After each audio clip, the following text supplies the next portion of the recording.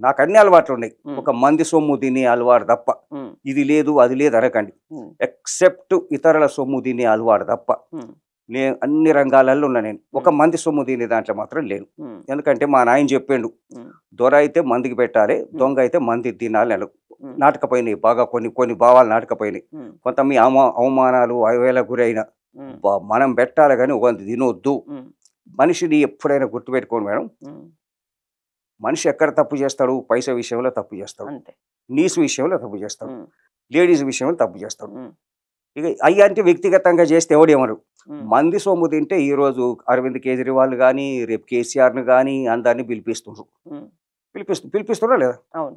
మరి నన్ను కూడా అందరూ అట్నే పిలిపించిండ్రు. హ్మ్. ఎండ్ల కూడా నేను ఓడిపోలేదు. హ్మ్. 30 ఏళ్ళు స్కూల్ నడిపిన. హ్మ్. చిన్న కాంప్లెయింట్ లేకుండా నడిపిన. హ్మ్. ఒక్కటి కూడా నేను లేదు. హ్మ్. ఇక నేను పిల్లలు లేక బడి బంద్ చేస్తే హ్మ్. సంపాదించుకొని బంద్ చేసి 2 ఏళ్ళు అయింది. హ్మ్. నా క్లోజర్ సర్టిఫికేట్ నాకు మొన్న ఇచ్చిండ్రు. హ్మ్. ఎందుకు ఇచ్చిండ్రు? హ్మ్. నేను నా మనస్తత్వం ఏందంటే హ్మ్.